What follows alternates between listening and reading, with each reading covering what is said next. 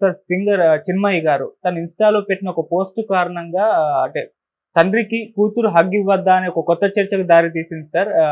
తన 2 ఏళ్ల కూతుర్ని రాహుల్ హగ్ చేసుకోవాలనుకున్నాడు. కానీ తను నిరాకరించడంతో తను కూడా హగ్ చేయకుండా అలాగే ఉన్నాడు. నేను ఇది అందరికి చెప్పాలనుకుంటున్నాను. బుగ్గలు గిల్లాలన్నా కూడా నేను పేరెంట్స్ పర్మిషన్ తీసుకుంటానని చెప్పేసి ఆమె పోస్ట్ పెట్టుకొచ్చారు. ఇప్పుడు దీనిపైన భిన్నాభిప్రాయాలైతే వ్యక్తమవుతున్నాయి సార్. తండ్రి కూతుర్ల మధ్య ప్రేమ ఉంటుంది. హగ్ చేసుకుంటారు. దీనికి హగ్ చేసుకోవద్దా అనైతే కొత్త చర్చకి దారి తీసింది. మీరేం చెప్తారు సార్? తల్లైనా, తండ్రైనా, పిల్లైనా ఎవరైనా సరే హ్మ్. పుట్టిన తర్వాత వాళ్ళు ప్రపంచాన్ని అర్థం చేసుకోవటానికి కొంచెం టైం పడుతుంది. ఓకే. టైం పట్టిన తర్వాత వాళ్ళకి ప్రపంచం అర్థమవటం మొదలైన తర్వాత వాళ్ళకు ఒక వ్యక్తిత్వం ఏర్పడటం ప్రారంభమవుతుంది. వాళ్ళకు ఒక విజన్ వస్తుంది, ఒక అబ్జర్వేషన్ వస్తుంది. దీన్ని ప్రపంచం ఐడెంటిఫై చేయదు. దాదాపుగా అంటే మనం మాట్లాడుకునేటువంటి మాటలు వినటం ద్వారా వాళ్ళకి లాంగ్వేజ్ వస్తుంది. లాంగ్వేజ్ రావటంతో పాటు లాంగ్వేజ్ అర్థం కావటం మొదలవుతుంది. మొదట వీళ్ళు ఏ సెన్స్లో ఏ పదం వాడుతున్నారు అనేది వాళ్ళు గ్రాప్ చేస్తారు. ఇలా జ్ఞానం మొదలైన తర్వాత వాళ్ళకంటూ వాళ్ళకు కొన్ని నిశ్చిత అభిప్రాయాలు కూడా ఏర్పడడం ప్రారంభమవుతుంది. ఇది 6వ నెల నుంచే ప్రారంభం అయిపోతుంది. 6వ నెలకే కొంత జ్ఞానం వచ్చేస్తుంది వాళ్ళకి. 6వ నెల నుంచి వాళ్ళు సీరియస్గా ప్రతి విషయాన్ని పట్టించుకోవడం మొదలు పెడతారు. చాలామంది పిల్లలకి కొత్త అంటూ ఉంటారు. అంటే వాళ్ళు వాళ్ళ పేరెంట్స్ దగ్గర తప్ప ఇంకెవరి దగ్గరికి రారు. అదొక పంచాయతీ ఉంటుంది. ఎందుకు రారు అంటే వాళ్ళు సేఫ్ కాదేమో అనే ఒక సందేహం ఉంటుంది వాళ్ళకి. ఆ సందేహాన్ని వాళ్ళు వాళ్ళ లాంగ్వేజ్లో వాళ్ళు వ్యక్తం చేస్తారు. దీన్ని చాలామంది ఏంటంటే వాళ్ళకేం తెలియదు, పసి మనసులు ఇలాంటి పద్ధతుల్లో ఆలోచించి 10 ఏళ్ళు వచ్చినా 15 ఏళ్ళు వచ్చినా వాళ్ళకి ఇంకా ఆలోచించడం రావట్లేదు, నేర్పాలి అనుకుంటూ ఉంటారు. ఇది తప్పు. 6వ నెల నుంచి అదొక సపరేట్ యూనిట్ అనేటువంటి జ్ఞానంతో వ్యవహరించాలి ఎవరైనా సరే. మీ మీద వాళ్ళు కొన్ని కారణాల చేత డిపెండ్ అయి ఉండొచ్చుగాక. డిపెండ్ అయి ఉన్నారు కాబట్టి వాళ్ళకి జ్ఞానం లేదు అనుకోవడం తప్పు. డిపెండ్ అవటానికి రకరకాల రీజన్స్ ఉంటాయి.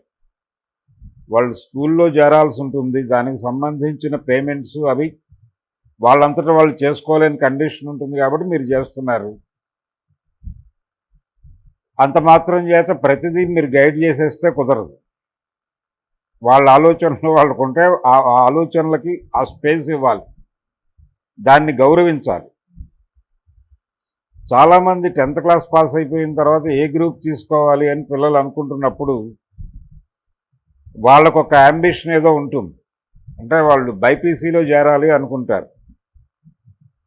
అయితే తల్లి తండ్రి ఇద్దరిలో ఒకళ్ళు ఇన్ఫ్లుయెన్షియల్ క్యాండిడేట్ ఉంటారు ఇంట్లో. ఆ ఇన్ఫ్లుయెన్షియల్ క్యాండిడేట్కి ఒక అవగాహన ఉంటుంది.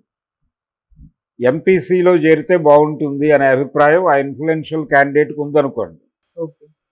No BiPC, you must join in MPC అని చెప్పేసి వాళ్ళు ఇన్సిస్ట్ చేయడం మొదలు పెడతారు. అక్కడితో ఆగదు అది. బలవంతంగా తీసుకెళ్ళి చేర్చేస్తారు. వీళ్ళు డబ్బులు అంటే అక్కడ ఏమవుతుంది, అవతలాడు ఏమనుకుంటాడు, వాడు పిల్లోడే అయినప్పటికీ లేకపోతే అమ్మాయి అయినప్పటికీ వాళ్ళు ఏమనుకుంటారంటే మన దగ్గర డబ్బులు లేవు, వీళ్ళ డబ్బుల మీద ఆధారపడుతున్నాం కాబట్టి కదా వీళ్ళు చెప్పింది చదవమంటున్నారు మన్ని అని ఒక చిన్న గ్రెడ్జ్ లాంటిది మొదలవుతుంది. విభజన రేఖ. వాళ్ళు సినిమాకి వెళ్ళాలనుకుంటారు. రేపు ఎగ్జామ్ ఉంటుంది, రేపో ఎల్లుండో ఎగ్జామ్ ఉంటుంది, వాళ్ళు సినిమాకి వెళ్ళాలనుకుంటారు. అనుకున్నప్పుడు వాళ్ళని ఎలా అంటే ఎల్లుండి పరీక్ష పెట్టుకుని సినిమాకి వెళ్తావా అని మీద పడి కొట్టడం కాదు చేయాల్సింది. ఓకే, నువ్వు సినిమాకి వెళ్తున్నావు, బాగానే ఉంది. సినిమాకి వెళ్ళటం ద్వారా నీకు ఎన్ని గంటలు ఖర్చు అవుతుందో దాన్ని నువ్వు స్టడీ ప్లాన్ చేసుకుని ఉంటావు కదా నీ ఎగ్జామ్కి, దాంట్లోకి ఎలా ఇన్కార్పొరేట్ చేసి దాన్ని మేనేజ్ చేస్తున్నావు అని అడగాలి, డిస్కస్ చేయాలి. ఆ 3 గంటలు లాస్ అవుతోంది అనుకుంటే ఇక్కడ అంటే నీ చదువు కోణంలో అది లాస్ అవుతోంది అనుకుంటే దాన్ని నువ్వు ఎలా కాంపన్సేట్ చేస్తున్నావు ఇక్కడ అని అడిగి తెలుసుకోవడం వరకు తప్పులేదు. అంతే తప్ప ఎల్లుండి పరీక్ష ఉంది కాబట్టి నువ్వు ఎందుకు సినిమాకి వెళ్తావు మీద పడి కొడితే తప్పు. అది ఖచ్చితంగా వాళ్ళ హక్కుల్ని కాలరాయటమే. సో చాలామందికి 20 ఏళ్ళు వచ్చిన తర్వాత డిగ్రీ చదువుతున్న పిల్లల్ని కొట్టినటువంటి తల్లిదండ్రులు కూడా ఉన్నారు మన దగ్గర. పిల్లల పెంపకం అనేది చాలా చాలా పెద్ద సబ్జెక్టు. దీనిలో ఏ మాత్రము జ్ఞానం లేకుండా, ఏ మాత్రము తరఫీదు లేకుండా దానిలోకి ఎంటర్ అయిపోతారు, ఆ పనిలోకి ఎంటర్ అయిపోతారు. అదేమో చాలా కీలకమైన పని. అలా ఎంటర్ అయిపోయి వీళ్ళు మిస్హ్యాండిల్ చేయటం వలన ఆ పిల్లలు సమాజానికి చాలా ప్రమాదకరంగా తయారయ్యేటువంటి పరిస్థితి ఉంటుంది. ఇప్పుడు ఆ అమ్మాయి చిన్మయి ఏదో ఒక వేగ్గా ఒక స్టేట్మెంట్ అనేసింది,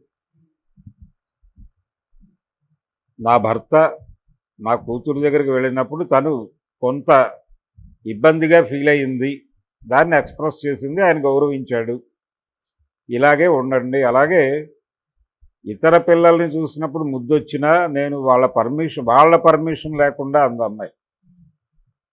వాళ్ళ పర్మిషన్ లేకుండా వాళ్ళ బుగ్గగిల్లటం లాంటి పనులు కూడా చెయ్యను. అలాగే కొన్ని సందర్భాల్లో వాళ్ళు చెప్పకపోతే వాళ్ళ పేరెంట్స్ పర్మిషన్ అయినా తీసుకుంటాను అని చెప్పింది ఆవిడ. ఆ స్టేట్మెంట్ని తప్పుపట్టడం అంత తప్పు ఇంకోటి లేదు. నిజానికి అంతకంటే ఎక్కువ ఆలోచించాల్సిన విషయం ఉంది.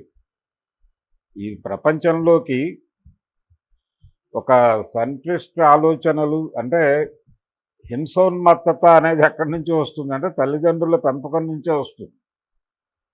ఇంట్లో చితక్కొడేస్తారండి అయిన దానికి కాని దానికి.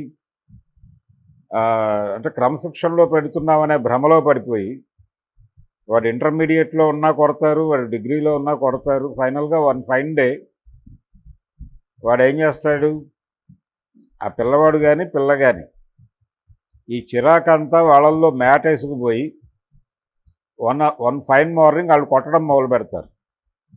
వాళ్ళు కొట్టడం మొదలుపెట్టే టైంకి వీళ్ళకి బలం తగ్గుతుంది వయసు రీత్యా. తగ్గేసరికి దీన్ని ప్రపంచం ఎలా ప్రొజెక్ట్ చేస్తుంది, దీన్ని కవర్ చేయడానికి వెళ్ళినటువంటి ఒక రిపోర్టరు కన్న తల్లి మీద చెయ్యెత్తిన కసాయి కొడుకు అని చెప్పి వీళ్ళు థంబ్నెయిల్ పెట్టేస్తారు, అంటే పేపర్లో హెడ్డింగ్ పెట్టేస్తారు, సెంటిమెంటలైజ్ చేస్తారు విషయాన్ని. అది తప్పు. విషయాన్ని విషయంగా చూడటం అనేది మనకి జీవితంలో లేదు. ఆ లేకపోవడం వలన ఇప్పుడు చిన్మయి పోస్ట్ గురించి మాట్లాడుతుంది ప్రపంచం. ఆవిడ చాలా స్పష్టంగా చెప్పింది, దాన్ని గౌరవించాలంతే. అలా గౌరవించకుండా అదేమిటి తండ్రి కూతుర్ని ముట్టుకోవడం తప్ప అని మాట్లాడితే అది వికృతం. తప్పే కావచ్చు ఒకసారి. వాళ్ళ పర్సనల్ స్పేస్లోకి వెళ్ళే హక్కు ఎక్కడిది వీళ్ళకి? రాజ్యాంగం ఏం చెప్పింది? వ్యక్తిగత స్వేచ్ఛ అందనుకోండి. ఆ వ్యక్తిగత స్వేచ్ఛలో వ్యక్తి నీ కూతురై ఉండొచ్చు, కొడుకై ఉండొచ్చు. ఆ స్పృహ నీకు ఉండాలి కదా. ఆ స్పృహ లేక నువ్వు బుల్డోజ్ చేసి పడేసి నీ ఇష్టం వచ్చినట్టు నువ్వు మాట్లాడేసి బయటకు వచ్చి వ్యక్తిగత స్వేచ్ఛ అంటే ఎలా కుదురుతుంది? నువ్వు వ్యక్తిగత స్వేచ్ఛ గౌరవించాలి అనుకున్నప్పుడు నీ కూతురు దగ్గర కొడుకు దగ్గర కూడా అలా బిహేవ్ చేయాలి. 6వ నెలకే వాళ్ళకి జ్ఞానం, అంటే వాళ్ళు పుట్టిన మరుక్షణం ప్రపంచాన్ని గమనించడం మొదలెడతారు. ఆ గమనంలో నుంచి వాళ్ళకు ఒక పర్సెప్షన్ ఏర్పడుతుంది, ఒక దృక్పథం ఏర్పడుతుంది. ఆ దృక్పథాన్ని నువ్వు గౌరవించకుండా బుల్డోజ్ చేయటం అంటే డే 1 నుంచే నువ్వు వాళ్ళని రైడ్ చేసినట్టే. అందుకనే యునెస్కో నివేదికల్లో ఒక మాట దొరుకుతుంది ఒక చోట, ఈ ప్రపంచంలో అత్యధిక అణచివేతకి గురవుతున్నది మహిళలు, దళితులు. వీళ్ళకంటే కూడా ఎక్కువ అణచివేతకు గురవుతోంది జెండర్ పక్కన పెట్టేసి పిల్లలు. బాల్యంలో ఉన్నటువంటి వ్యక్తులు వాళ్ళు అనుభవిస్తున్నంత అణచివేత ఇంకెవరూ అనుభవించట్లేదు ఈ ప్రపంచంలో అని యునెస్కో నివేదికల్లో ఎక్కడో ఒక వాక్యం చదివాను. కాబట్టి చాలా ప్రమాదకరమైన పరిస్థితుల్లో బాల్యం ఉంది అనే విషయం గుర్తించాలి. ఎటువంటి తర్ఫీదు లేకుండా కనీసం పక్క మనిషి అభిప్రాయాన్ని రెస్పెక్ట్ చేయాలి అనేటువంటి ఒక డెమోక్రటిక్ నేచర్ లేనటువంటి తల్లులు తండ్రులు డబ్బులు పడేస్తున్నాం, స్కూల్లో వేసేస్తున్నాం అన్న పద్ధతిలో నడుచుకుంటూ వెళ్ళిపోతారా, ఈ పిచ్చాశాలు చంపేస్తాను నిన్ను, కొడుకు అని కూడా చూడను. మధ్యలో కొన్ని సినిమాలు వస్తూ ఉంటాయి, కొడుకుని చంపేసిన తండ్రి ఇలాంటివి, భారతీయుడు లాంటి సినిమాలు, లేకపోతే శివాజీ గారి తంగ పథకం లాంటి సినిమాలు. ఇలాంటి సినిమాలు చూపించి చూసావా అవినీతి చేస్తే కొడుకుని సైతం చంపేసాడు తండ్రి అనే ఇలా ఇష్టం వచ్చినట్టు. అంటే వీళ్ళ పెంపకంలోనే రకరకాల లోపాలు ఉంటాయి. జెండర్ డిస్క్రిమినేషన్ కూడా వీళ్ళు ఎక్కిస్తారు పిల్లలకి. లింగ వివక్ష అనేది తల్లిదండ్రులే మొదట నేర్పిస్తారు పిల్లలకి. ఎలా నేర్పిస్తారంటే, ఒక పార్కులో పిల్లోడికి సైకిల్ నేర్పడానికి వెళ్ళిన తల్లి ఆఫ్టర్ ఆల్ ఆడపిల్ల తొక్కుతోంది, నువ్వు తొక్కవే అంటుంది. ఈవిడ ఫిమేల్ అయ్యుండి కూడా ఇంకో ఫిమేల్ని గాయపరిచే పద్ధతిలో ఆఫ్టర్ ఆల్ ఆడపిల్ల తొక్కుతోందిరా, నువ్వు ఎందుకు తొక్కవని తన కొడుక్కి చెప్తుంది.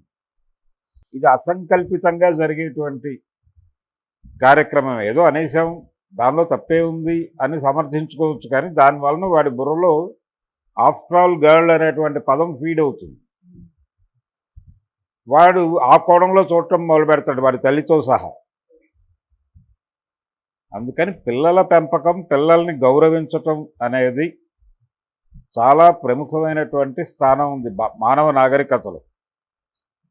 సమాజ పురోగతి కానీ అధోగతి కానీ ఏదైనా కానీ పిల్లల పెంపకం మీదే ఆధారపడి ఉంటుంది. వాళ్ళు భావి పౌరులు అవన్నీ నేను మాట్లాడను, కానీ వాళ్ళు సమాజంలోకి వచ్చి చాలామందితో ఇంటరాక్ట్ అవుతారు. ఆ ఇంటరాక్ట్ అయ్యేటప్పుడు వాళ్ళల్లో ఫార్మేటివ్ డేస్లో ఏదైతే నాటుతారో ఆ దృక్పథంలో నుంచి, ఆ గందరగోళంలో నుంచి వాళ్ళు ప్రపంచాన్ని చూస్తారు. చూసినప్పుడు ప్రమాదకరమైనటువంటి నిర్ణయాలు, ప్రమాదకరమైనటువంటి ఆలోచనలు వాళ్ళ దగ్గర నుంచి మొదలవుతాయి. వాళ్ళు డెమోక్రటిక్గా ఉండరు. చాలా సందర్భాల్లో ఇన్హ్యూమన్గా కూడా ఉంటారు.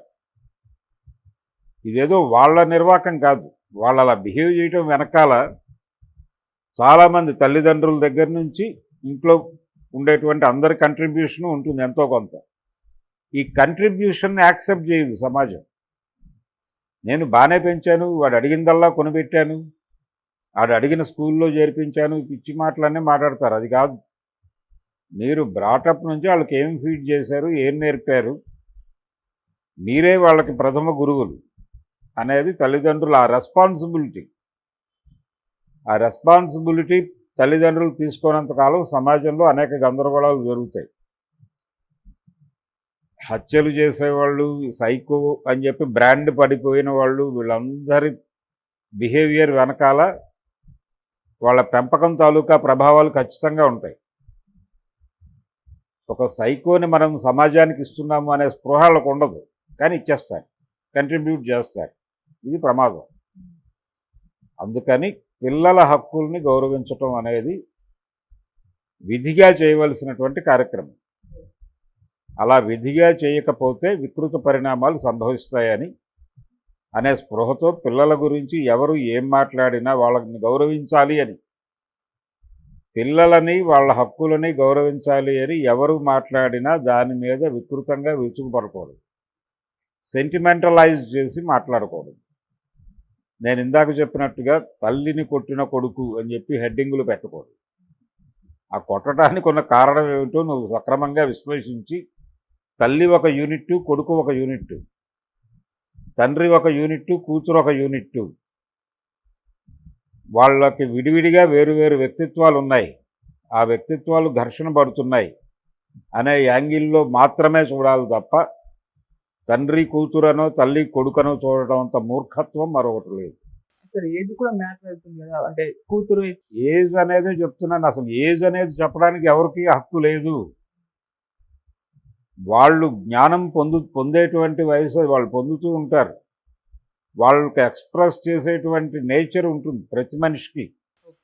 ఎందుకు ఏడుస్తారు పిల్లలు వాడికి వేరే లాంగ్వేజ్ రాదు కాబట్టి ఆ లాంగ్వేజ్లో ఎక్స్ప్రెస్ చేస్తాడు వాడు.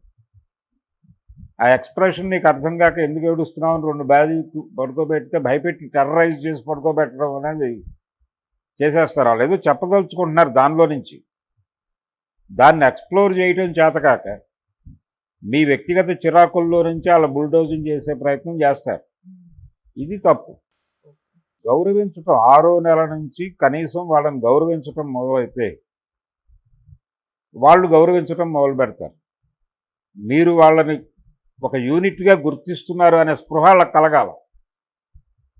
అది కలిగించలేకపోతున్నారు 90% తల్లిదండ్రులు. కలిగించకపోవడం వలన డిపెండెన్సీ పెరుగుతోంది.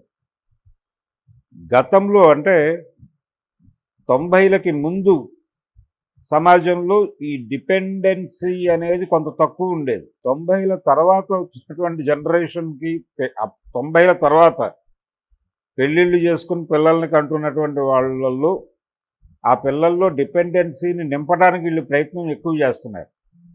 అంతకుముందు తల్లిదండ్రులు పిల్లల్ని వదిలేసేవాళ్ళు, రోడ్ల మీద ఆడుకునేవాళ్ళు, దెబ్బలు తగిలితే తగిలించుకునేవాళ్ళు. సమాజంతో ఎలా ఘర్షణ పడాలి, ఎక్కడ ఘర్షణ పడాలి, ఎందుకు ఘర్షణ పడాలి అనేది జ్ఞానం వీధుల్లో ఆడుకోవటం ద్వారా వస్తుంది పిల్లలకి. ఆ స్పేస్ ఉండేది ఆ రోజుల్లో. గోళీలు ఆడుకునేవాళ్ళు రోడ్డు మీదకి వెళ్ళి, ఆడికి ఒక జ్ఞానం వస్తుంది. వాడి సొసైటీతో ఇంటరాక్ట్ అవుతాడు. లాభం పొందాలి, జాగ్రత్తగా ఆడితే 4 గోళీలు గెలుచుకుని రావాలి, అవతలోడి దగ్గర 20 గోళీలు ఉన్నాయి, ఈ పోటీ ఇవన్నీ మొదలవుతుంది అక్కడ. దాన్ని మీరు కట్ చేశారు. ఆటలు కట్ చేయటం ద్వారా అంటే సొసైటీతో ఇంటరాక్ట్ అవ్వటం అనే దాన్ని కట్ చేస్తున్నాం అనే స్పృహ కోల్పోయారు. అందుకని రకరకాల లోపాలు ఉన్నాయి. 90ల తర్వాత పిల్లల్లో ఒక రకమైన పర్టికులర్గా మగపిల్లల్లో ఒక విచిత్రమైనటువంటి పోకడలు కనిపించడానికి కారణం మార్కెట్ ఎకానమీయే. మార్కెట్ ఎకానమీని పిల్లలకి ప్రాపర్గా అర్థం చేయించడంలో తల్లిదండ్రుల వైఫల్యం చాలా ఉంది. విపరీతంగా మార్కెట్ అనేక ఐటమ్స్ని మీ ముందుకు త్రో చేస్తుంది రకరకాల ప్లాట్ఫామ్స్ మీద. ఇది మార్కెట్ ఎకానమీ ప్రోగ్రాము. ఈ ప్రోగ్రాంలో భాగంగా జరుగుతోంది. మనం ఎలా బిహేవ్ చేయాలి, దాంతో మనం మార్కెట్ రైడ్ చేస్తే రైడ్ అయిపోయే వస్తువుగా మారాలా, మనం మార్కెట్ని రైడ్ చేయాలా అనే స్పృహ పిల్లలకి కలిగించడంలో తల్లిదండ్రులు ఫెయిల్ అయితే వాళ్ళు మార్కెట్ రథచక్రాల కింద పడి నలిగి చచ్చిపోతారు. అదే జరుగుతోంది. అందుకని పిల్లల పెంపకం అనేది ఏదో బుగ్గ నిమరటమో లేకపోతే హగ్ చేసుకోవటమో ముద్దు పెట్టుకోవటమో కాదు. అంతకు మించి అనే స్పృహ కలగాలంటే ఇలాంటి విషయాలైనా కనీసం ప్రాపర్గా అర్థం చేసుకుంటే అక్కడ దాకా వెళ్ళగలుగుతాం.